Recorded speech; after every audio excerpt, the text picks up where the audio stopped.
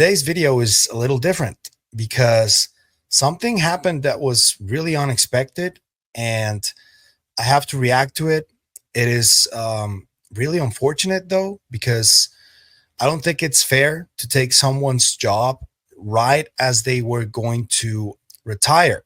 That just happened to former deputy director of AARO, Tim Phillips, who replaced Dr. Sean Kirkpatrick right after Kirkpatrick retired. He made a media tour over the last month.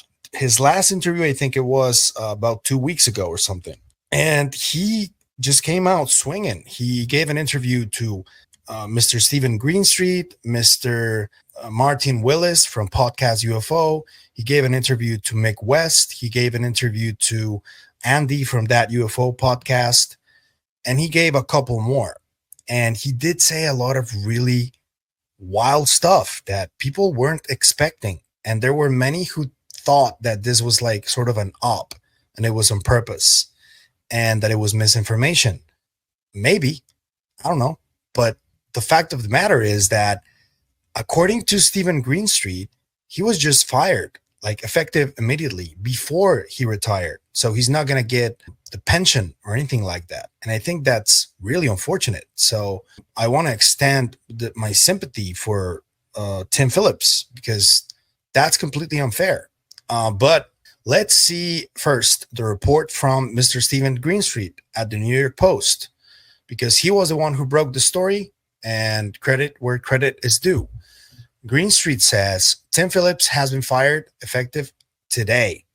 Phillips, the former deputy director of AARO, the Pentagon's UFO office, secretly did a handful of public interviews exclusively, first with me, meaning Greenstreet, regarding his discoveries while at AARO. He was then contacted by ODNI counterintelligence, ordering him to stop doing interviews without DoD approval until his official retirement in October 2025. But today, Phillips received a termination letter from ODNI HR. The DNI terminated his federal government employment effective today, July 18th. No details were provided and no appeal was allowed. Phillips states, I was surprised by this action, but senior executives serve at the pleasure of the president. After 45 years of honorable military and government service, often in very dangerous places, I thought I would have an opportunity to discuss why I was terminated, and he wasn't.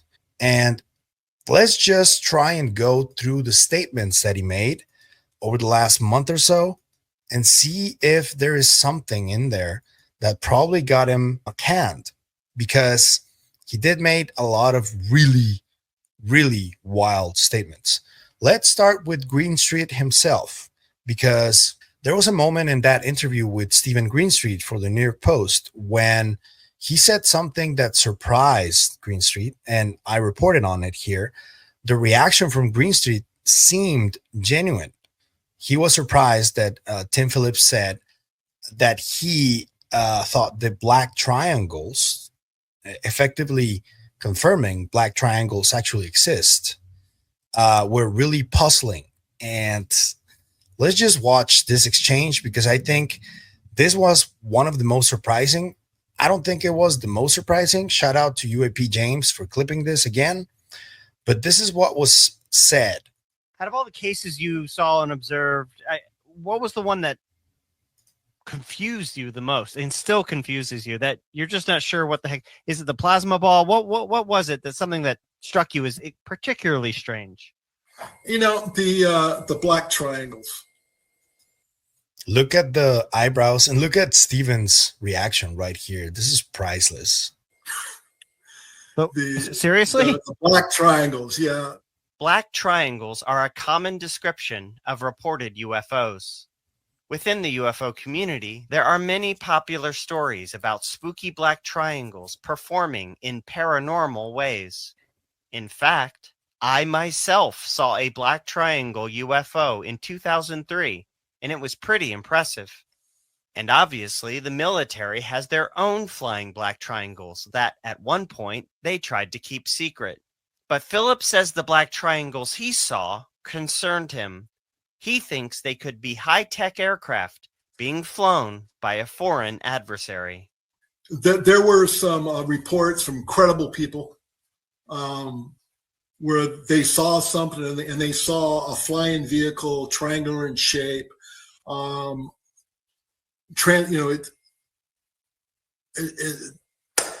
Just good performance coming off it. Not a huge acoustic sound. Not a lot of heat picking up. They can pick off their flares. I want to know what it is because I think it's an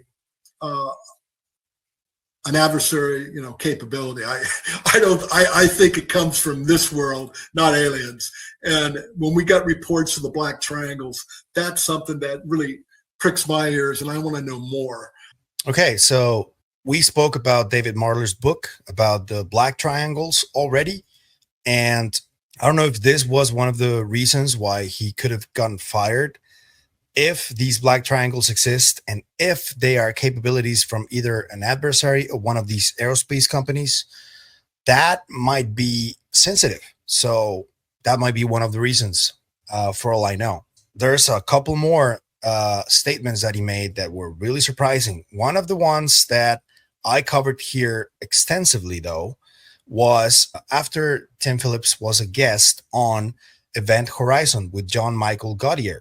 He spoke with Tim Phillips about what seems like and sounds like the MJ-12 operations manual of crash retrievals. And this really got a lot of attention, and there was a lot of debate about whether these documents are real or not, the ones from the 90s. But this is what Tim Phillips said. Shout out to John Michael Gaudier at Event Horizon and his entire team. Shout out to them. Now, cases where you found that something in the past that has been rumored in the culture actually did happen. And one of these might be something that in the culture is called SOM 101, a special operations manual for the recovery potentially of UAP. Did you find that document? We did find a operations plan for contact with alien beings. When I became acting, I got cornered by a staff director, and he wanted me to come back and brief DOD's plans for contact with an alien being or alien material.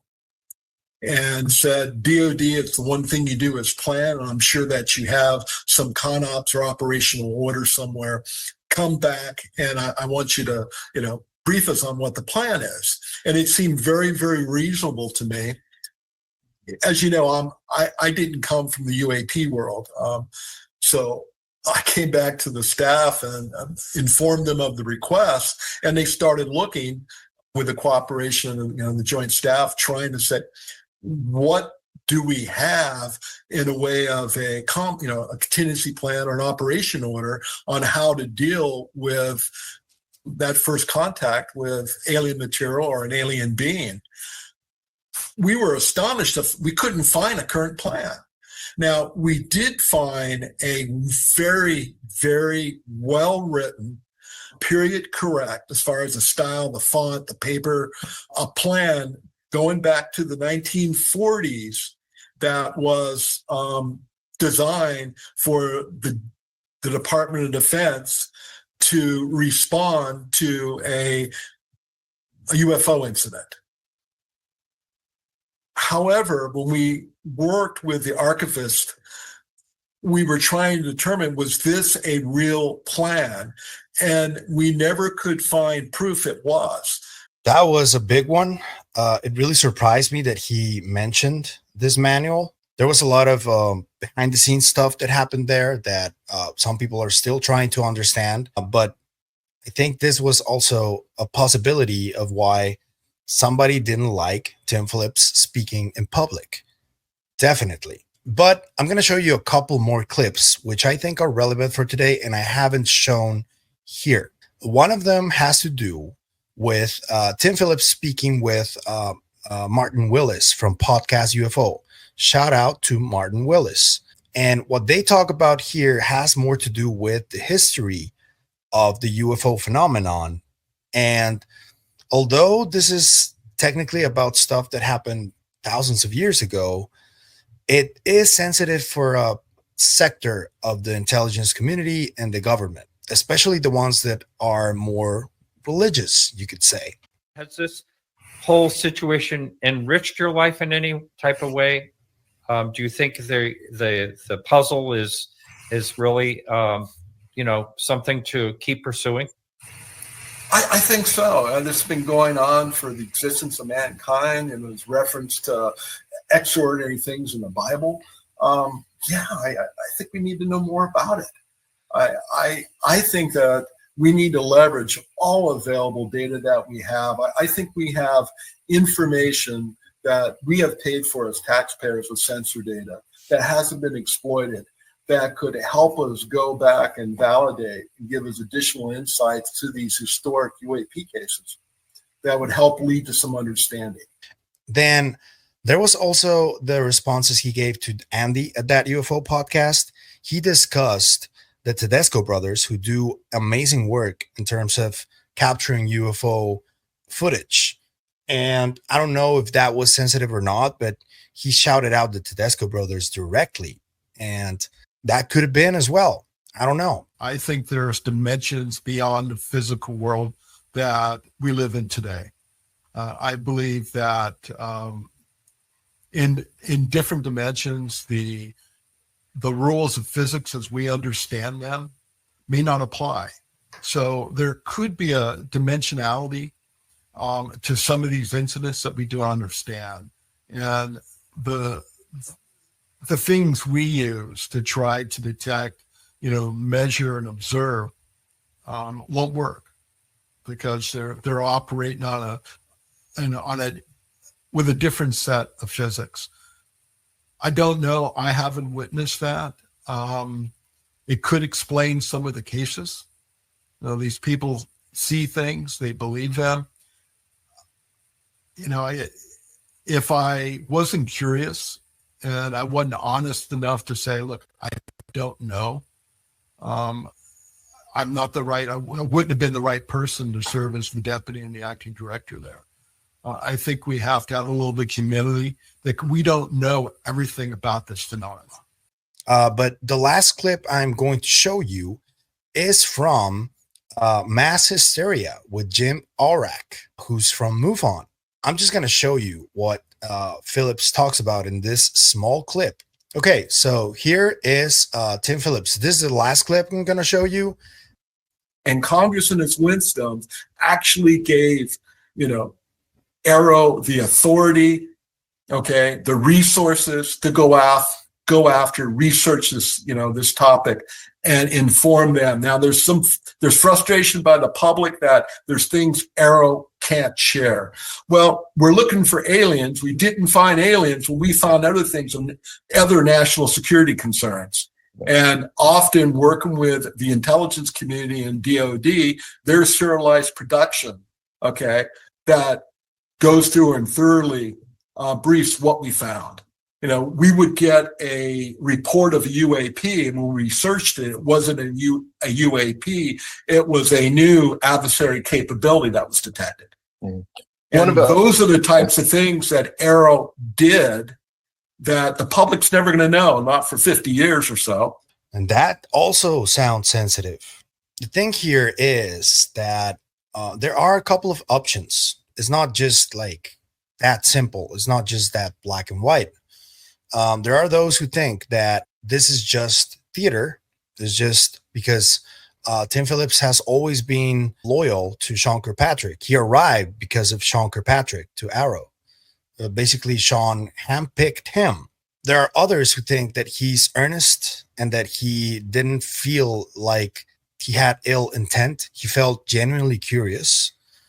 Therefore, he was fired by ODNI because he was revealing information that was very useful to those in the disclosure movement. That's another option. Then the other option is that maybe he was fired for spreading the Kirkpatrick party line, that there is nothing to see here. I don't know if that's the case, but that's another option. And another option could be that It was a more neutral decision, fired based on not following DOPSR review, which, if you guys don't know, it's the pre-publication process that every single person at DoD or anywhere else in government has to go through when they're going to publish something or say something in public, and they need permission. If they don't go through that, they get in trouble, like Phillips did. And there's also the option that he maybe revealed information about national security and about probable and possible capabilities that the government already has, that he said too much. He revealed too much. I don't know what's the case. Those are the options. Let me know what you think out of these. And there are many more interviews that he did where he revealed a lot too. The one with Mick West also comes to mind. Honestly, I don't know what could have been. And it's really awful that they didn't even give him a chance to talk about it. That was awful. That's an awful move from ODNI. I don't know if Tulsi had anything to do with it, but that was really bad. I don't think anybody deserves to get that type of treatment whenever they talk about something that benefits the world, if it did. And those who think that this could have been theater, I don't know why that would be the case. The guy didn't even get to retire. He was fired effective immediately. I don't know.